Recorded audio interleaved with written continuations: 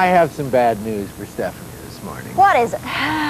You will be pleased to know that the basketball season is almost over. Yeah. And the baseball season begins today. Yes, it does. As a matter of fact, there's a little flap in the paper about whether Hank Aaron will play. But this is the official beginning, and this weekend it all begins. You're telling me no news. You know why? Why? I looked out my window to see the lovely view and found Dodger Stadium lights blaring in my face last night. Well, good morning. It is whatever day it is, Thursday, the 4th of April in 1974. Gorgeous out. It was such a beautiful morning, a bit chilly, but bright and sunny and clear, that we wanted to share it with you. The grass and the trees and the sun. Oh, it's little rumblings that I'm chuckling at. Yes, it's time to get up, as you can see here. Incidentally, it's just 11 days until your federal income tax is due, and for those who might care at this time, it was just 174 years ago today in 1880 that we had our first bankruptcy. True indeed. I don't think it was the last, and it was to establish a uniform system of bankruptcy in the United States, but since then we've found many ways to hit rock bottom, as some will do in the next couple of weeks. Pioneer prison reformer Dorothea Dix was born on April 4th, so was conductor Pierre Monteau, former baseball great Gil Hodges, and it is Francis Langford and Elmer Bernstein's birthdays this morning. Oh, very nice. Yeah. Happy birthday to them. If you wonder what's happened to freedom in the land of the free, if you wonder what really is the condition of America today, a former assistant to Presidents Kennedy and Johnson says that our quest for personal freedom has really put us in danger of losing it, and that we may indeed be preparing for that day when a demagogue on horseback comes to save us. The American condition is described so beautifully by Richard Goodwin, and we are proud to have the opportunity to speak with him about it this morning. You may not be proud, but somewhat pleased to know there will be more color in your shopping soon. Oranges may be oranger and healthier than ever, at least according to a paper presented to the American Chemical Society. It might be a breakthrough for the consumer, and Dr. Henry Yokoyama of the Department of Agriculture will fill us in this morning. Edith Bunker's in town, you know. Yes, of course she is. Oh, what a pleasure. Archie's wife has taken over the Amundsen Theater. That delightful and well-deserved award-winning actress, Jean Stapleton, is starring in The Time of the Cuckoo, and I'll have a review of that this morning. Eli Wallach and Ann Jackson have taken over the Huntington Hartford, starring in the Waltz of the Toreadors, and I'll be visiting about that, too. Today, AM examines a new lifestyle. As a matter of fact, that lifestyle is taking place around us this very moment. Behind us and around us here, you see something called Urban Odyssey. Well, you say, what are they doing? Camping out in the city? Well, it's 20 people looking at a new kind of lifestyle in the city. Is it a kooky happening or the future, in fact, right now? Today we'll find out when we meet them. Right now we're going to take a little odyssey. I hope they're all dressed. Are there any streakers here? That's a very good-looking bunch. A very good-looking bunch. All right, let's streak right into the studio and get the Odyssey on the news from Bob Banfield. Your response to that? All right. Going to get warmer as we get into the weekend, too. The Civic Center high today will be in the mid-70s. Overnight lows get into the mid-50s. The APCD is calling for only light smog. The beaches will have winds to 22 knots in the afternoon. 2 to 4 foot westerly swells will be accompanied by 3 to 5 foot wind waves, as is so often the case. The mountains will have local winds to 25 miles an hour. High will be in the upper 50s, overnight lows in the mid-30s. The deserts will have some high clouds, highs in the upper 60s, highs in the lower 70s. And now, local highs if you're in Santa Barbara, 73 today, Santa Monica 68, Long Beach 72, Hollywood 76, and I just have to tell you, I have never given a forecast where directly in my line of sight was a man standing in a bathrobe that was just barely a bathrobe. It's quite an experience, ladies and gentlemen. Nevertheless, I shall continue and tell you the temperature in Torrance. Did I already? No. 75, Canoga Park 70, Van Nuys 73, Palm Springs 85, and Big Bear 54. It's a glorious day. Hope you can get out and enjoy it. Now, if the weather makes you happy, here's something to kind of balance the deal. Today's loser in the no contest for the weather joke of the day, and this joke, let me tell you, is a joke.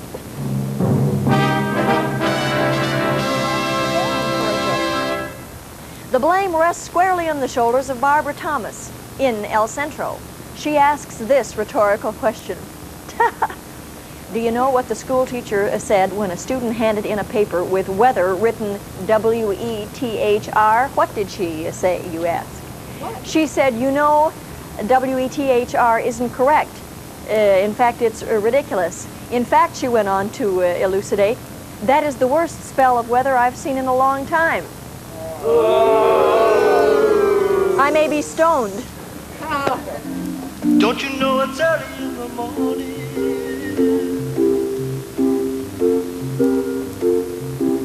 Early in the morning, I ain't got nothing, no, nothing but the blues.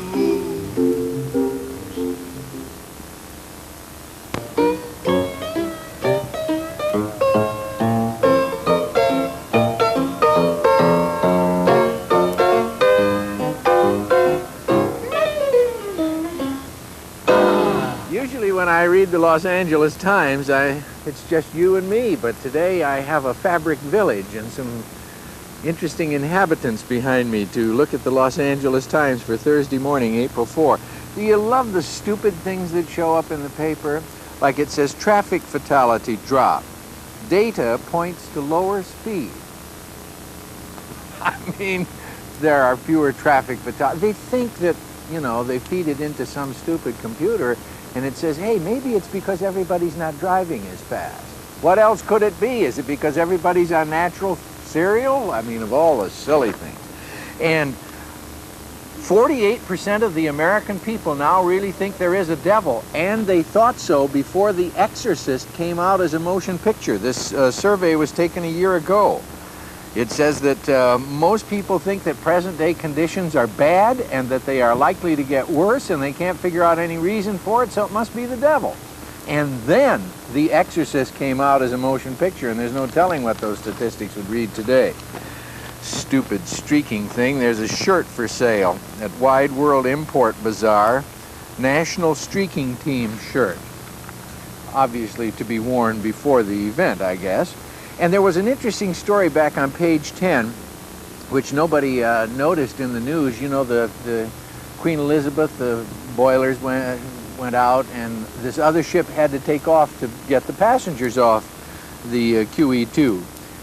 What nobody noticed was that the ship that went out, the Sea Venture, left 300 passengers adrift on the island of Bermuda. There were a couple of people out swimming in their swim trunks, and the husband says to the wife, say, that looks like our ship. And the other one said, no, it couldn't be our ship. And the ship sailed away, and all they had on was swimming trunks. And they, well, I mean, if you have to be stuck in swimming trunks, the Bermuda is a nice place to be stuck. And the first ecology bonanza. Charlie Hillinger has found it up north in the Motherlode country. It's called the Malakoff Diggings, and it was the first hydraulic mining of gold. They made tremendous streams and they literally washed away a mountain. All that's left is a giant canyon now. This was way back in the 1880s, and a law made them stop it because the silt from the mining was not only filling up all the rivers, it was causing floods, it was killing people, and it was filling up San Francisco Bay. And yet the miners said, we've got a right to stay here and mine our gold, and they got $270 million out at considerable loss of life. Finally, the electric slow cooker. Interesting development. On the cooking page, you know, Thursday is the food section, and you might take a look at it because there is a way to cook food now for 12 hours using very little heat and very little energy, and I think it will be the food system of the future. And that is our look at the Times for the 4th of April on this Thursday in 1974. Extra, extra, read all about it. The pinball wizard and the miracle cube. Extra, extra, read all about it. Extra. This morning we're going to meet some people who really have a new lifestyle. You were briefly introduced to them at the beginning of the program. They've been living here. We come face to face with them right now, or back to back, with what is called Urban Odyssey. This is what we might call an urban caravan. They are spending a week in the city of Los Angeles, using bicycles for transportation, using tents for homes, and exploring and learning about the city. and learning how to live in it. They are living in structures or tents they designed themselves. These students have been camping in sites around town from Century City to Ecuador Plaza.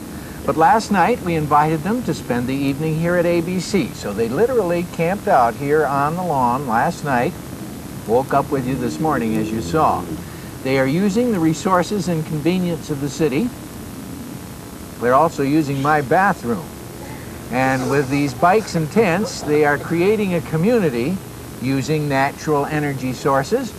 And first I would like to speak to Mr. Glenn Small. He is a faculty member of the Architecture School, the Architecture Institute. And Glenn, I said that they designed these special kinds of tents. What was the purpose of that? It's a freshman design course, and they have to get involved with building something and understanding structure, and so we tried to create a community in the idea of not being isolated projects, but all coming together to form one. Yeah, they are connected, but what is the difference, or what was wrong with the old-fashioned tent, the Pup Tent? Well, it's rather limited. We can do better than that. I think you can. You've got higher ceilings, and you've got more colors, and as it shows, they are interconnected. Other than an architecture design, though, why put it in the city? Well, there's a big exodus outside the city, and it taxes the natural landscape. And there's all sorts of resources in the city that we felt that people ignore. And by going on this, we've discovered by being close to the city with our bicycles, and we start to see things differently. Most people camp out in the country. They immediately leave the city to do exactly what you're staying here to do. What have you discovered? Any nice places? Well, I think to wake up in the morning to the sounds of the city is a new type of experience. And the other day, all you heard around here was grumbling. Well, we had the reveille, followed by the hour, and then we were riding the other day to the Y, and one of the students was saying, you know, I've never really experienced the city like this before. In other words, he'd never seen the city. He says there's always been in an automobile in a passing by way. But when you see people and you hear people talking, and especially we're so colorful, and they start to interact with us, Yeah, it's a mixed bag of people. We're going to meet a couple of them. Do you suggest that we perhaps, I'm thinking of the executive office building behind the tents here, do you suggest that maybe we should tear down all our buildings and all live this way in the city? Well, it's a thought. Right on. You like, and one of them likes it. You like it, huh? Well, I have another project for that. If you wonder what it's like to live this way, you have met the instructor. I'd like you to meet a couple of the students who have been living this new lifestyle for this week. Dan Moran and Sheila Pinsky, come on down. Bring a stool here and come on over and sit for a minute. Yes, go ahead. I would just like to clarify that we're from the Southern California Institute of Architecture. That is a special architecture school which dreamed up this whole thing. Right. Well, the freshman class did, yes. And it's in Santa Monica. All right, now you will meet two of the participants. Sheila Pinsky next to me, then Dan Moran. Sheila, how's it been? It's been very exciting, and I've really enjoyed it. There have to be some real problems, some real grindy things that you didn't like or didn't expect. No, I don't think so. The only thing that's really interfered with our trip at all has been the weather. It was a bit windy, and it tended to blow on our tents a little much. Well, how'd they stand up? You designed them. Well, after we got them all stabilized and all the bugs worked out, they seem to be holding up quite well. None of them have broken, and they're... You say bugs worked out. Well, I mean, have there been bugs literally? No literal bugs. Just mechanical bugs. And have you enjoyed this lifestyle? Would you like to continue it? You've only got a couple more days. I'm going to feel bad when it's over. You know, I don't think I'd like to live like this all the time. I miss my bed. The ground gets a little hard. Showers. All right, Dan. He's mumbling to himself, showers. Come on, Dan. You smell good to me. Has that been the main problem? Thanks to your bathroom, I think I smell a little better. What have you faced that you didn't expect? One thing I didn't expect was the feeling of really camping. This is just like camping out in the wilderness, actually. But we're in the city, which really surprised me. We had a feeling of togetherness, and it's us against the jungle or the wilds of the city. Yeah, but you know, I said a lot of people, when they do this, they want to get out to the trees and the greenery and the streams. Has this had some recompense for that? I mean, have you found some things in the city that would make up for being out in the country? Yes, really have. I've found little restaurants, little places, little shops that I didn't know about. And there's a certain reason people camp is to get away, but it's also to get together with the people they went camping with and experience something together. And I think that can be done here in the city. There are about 20 of you in this group. Have there been any frictions in the group? There hasn't been since we started camping. We've been really together, but we've been together all semester working on this project, and we had our little skirmishes during the semester. How do you feel about the question I asked both Glenn and Sheila, and that's continuing the lifestyle? It would be nice to continue for a while, but it's nice to end it, but it'd be nice to come back again. I'd like to do it again. Go to another city maybe. Go someplace we've never been before, maybe San Francisco. You've discovered perhaps some of the charm and some of the special treats and some of the ugliness of Los Angeles. Architecturally, what do you think the city should be or do? I asked Glenn, whether you want to tear it all down, put it into tents. Yeah, Glenn has a lot to say about that. The city is so big right now, I don't know what to say about it. It's grown in a certain direction, and a lot of people don't agree with that direction. It's changing, but it's evolving, I think. I've enjoyed it. I really have enjoyed it. You see, there is a way to enjoy the city, and maybe it is something we should all try.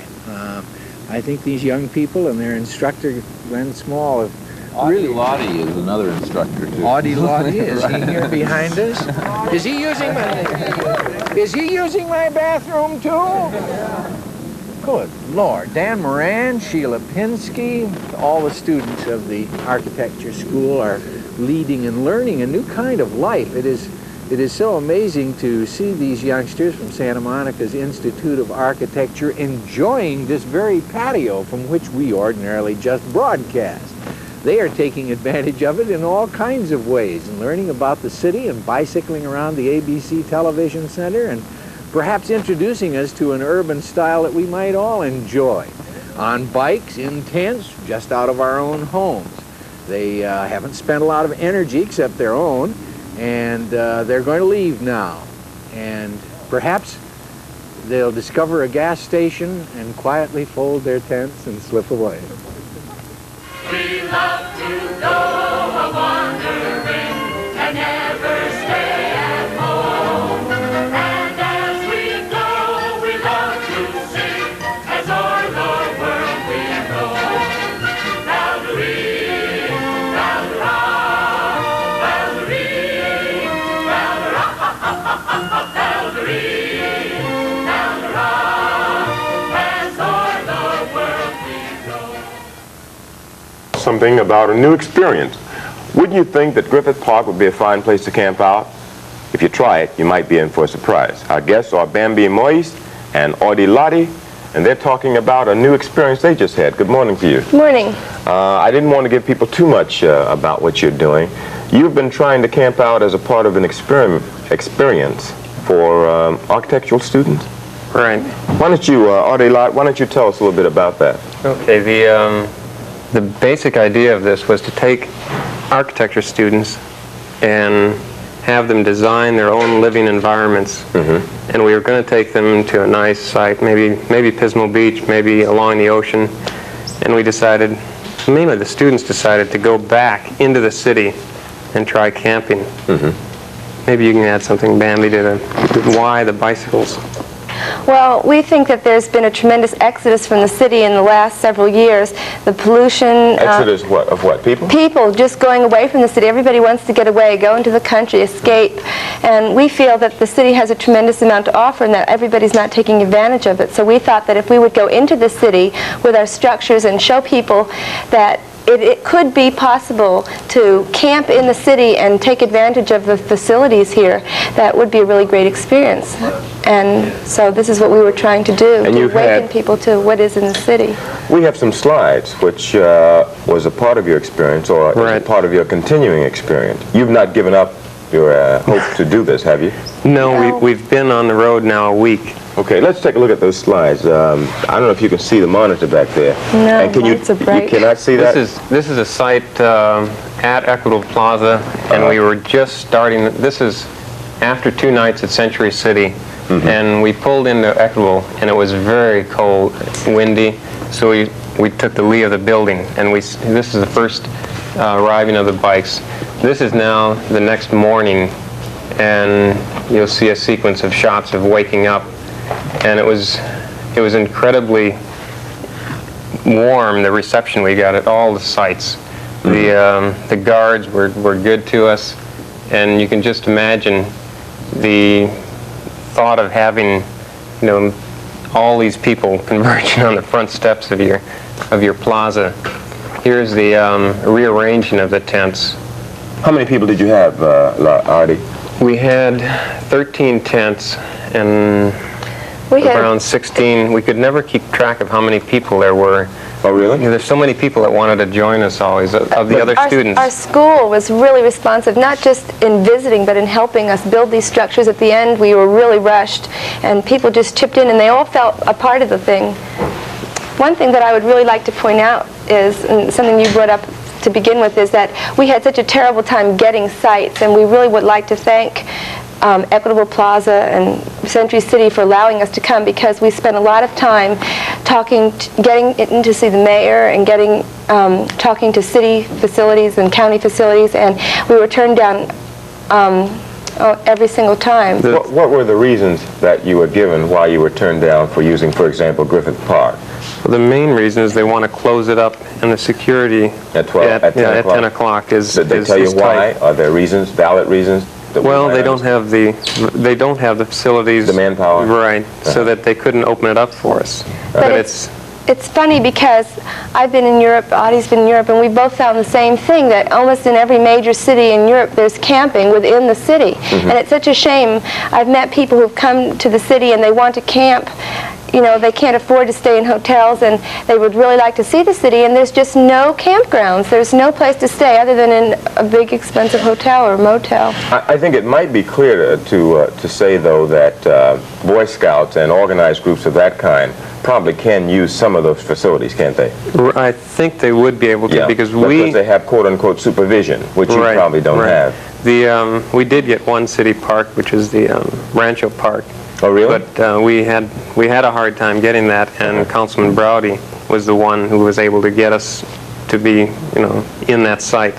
Otherwise, we wouldn't have been able to get in at all. Aren't there some state parks somewhere within close commuting distance where people can go and camp? Not unless you use the automobile. It's very hard to bicycle out there, because we were trying to keep away from fossil fuels through the whole experiment, but we were using the facilities of the city.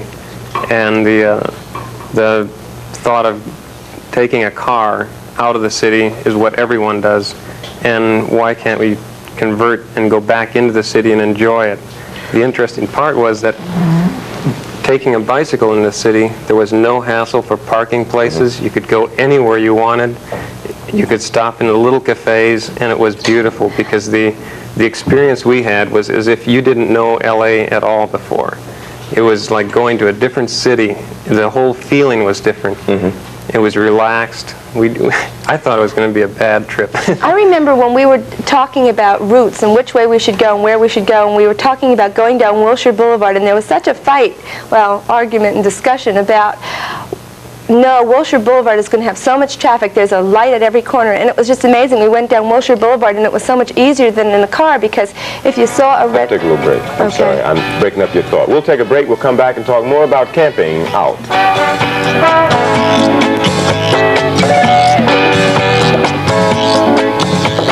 Our reduced plan is probably the most successful reducing plan in the United States today. You take the contents of this package, put it in 8 ounces of non-fat milk, you blend it up, and you drink it for breakfast. Today on The Big Movie, Debbie Reynolds, Leslie Nielsen star in Tammy and the Bachelor, a warm, hilarious adventure of a backwoods girl. See Tammy and the Bachelor today at 2 here on Channel 9. Our guests are Adhe Lathi and Bambi Moise, and they're talking about an experience they had camping out, or trying to camp out in the city. Is there any place that an adult or a person could go, say a young person in particular, who might want to put his pack on his back and get his bike and ride out on a Friday afternoon? Are there places that you could recommend to him? No, we had such a hard time getting sites. That was our biggest problem. As a matter of fact, until the very last week, we still didn't know where we were going to go. Now, this project was a part of a study sponsored by a number of professors of architecture, right? Right. How did you come by the idea? Well, it was between Glenn Small and I. We started this project and we let it roll very slowly. And the students up at the Southern California Institute of Architecture wanted to be a part of this program. They didn't want us to design what they were going to do, so that we just introduced the idea of designing your own structures and kind of living them. Right. And as far as I can remember, it was the students who initiated the bicycle idea, and also the fact that, well, why don't we make inflatables or tents or paper structures? And it came down to the quality control we had was easier to sew than anything else, and it was the lightest weight structure. So that it was generally a student-initiated project, and we just rode along with it. Actually, I think that the stipulation of a bicycle was the beginning thing. I think you and Glenn, the initial problem just said that it was to be a project that was portable on bicycle, and then the idea of going into the city was a student idea. And exactly how we went about building it, we experimented with inflatables, as Adhe said, and found that it was very difficult to keep the air in. As a matter of fact, even inflatable furniture that people bought kept leaking. We had a lot of problems with that. So I think there were a few successful pillows in the end, actual pillows. Adhe, aside from the fun of doing this, what do you hope to accomplish in your first year architectural students? Do you hope to make them more sensitive to their environments, or what is your hope? That was the main idea, because when the student first comes in, all he wants to do is become an architect. He wants to build houses, and we've been trying to get them to realize what they're doing to the landscape, what they're doing to their own environments, what they're doing to their own enclosures, so that by just introducing them to art, and like through this tour, they've seen a lot of architecture. We visit a lot of offices, so that they're getting aware of what's happening. And also, we didn't want them to build a, quote, house right from the beginning. So this was a way to just experience and not commit yourself to designing, let's say, row houses right away. Have you seen the design for the new governor's mansion? Yes. Don't laugh at me, because I'm not an architect. You don't like it much, apparently. No, it just seemed like a cop-out. Just something to please everyone and please no one. Are you? What's your reaction generally? And I might ask you too, Bambi. What's your reaction to the way Los Angeles is developing downtown? You like the new building structures? Or what are your feelings about it? Well, I didn't until we camped out in them. Now you feel better about it? Well, I don't know. It's interesting, because the experience we had camping out has absolutely changed my impression of downtown. They're building more plazas and open space associated with buildings now, apparently, aren't they? Right. That's good. If they can be used like we used them, it'd be beautiful. Because there was absolutely quiet after 10 o'clock. There was no noise, and you could still walk to any fine restaurant or entertainment, and you could have a good time. And then it was an automatic alarm at 6:30 when all the vacuum cleaners came. Yeah. Another thing is, I think almost everybody felt that we really were in the wilderness. We could make as much noise as we wanted. No one was there. Yeah. I'm out of time. Okay. It's always bad that way when we're trying to get to people who are very interesting. Thanks for stopping back. Thank you. We'll take a break. Ted Myers has 5 minutes of news. We'll be back in just 5 minutes. Hold on.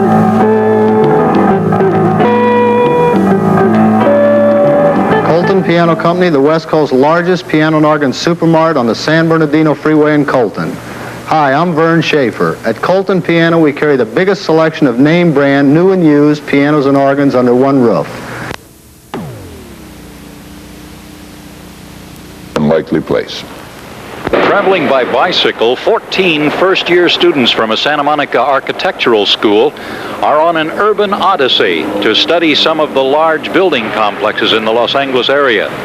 And they're settling in at each place long enough to see everything.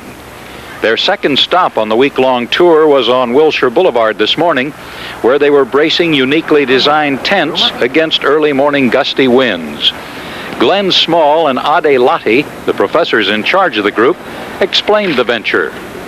This is a constructive movement. We're trying to get the students involved in exploring the city, and in a new way, not going away from the city, but the students will actually take the tents and use a bicycle, which is a non-pollutant element, and go around the city, exploring the buildings as they ride by and things like this, and then setting up in a very urban area and visiting all the things around that area. Mr. Lathi, they seem to be of unusual design. Are they original? Yes, all of them have been designed by the students, and the one unique part is that they're freestanding, that they don't need pegs. Unfortunately, today in the wind, they need a lot of rope. But the idea was that each tent was part of the other tent so that they can interface together. Although the students designed and fabricated their own shelters, it looked like some of them had lost the original plans and were trying to work out construction problems on the spot without benefit of the traditional drawing board. Dick Garton on Wilshire Boulevard. Well, we know we had wind today. We're going to have it tomorrow, Larry? There's going to be a residue of wind tomorrow. Should be enough to keep it just as clear and pretty.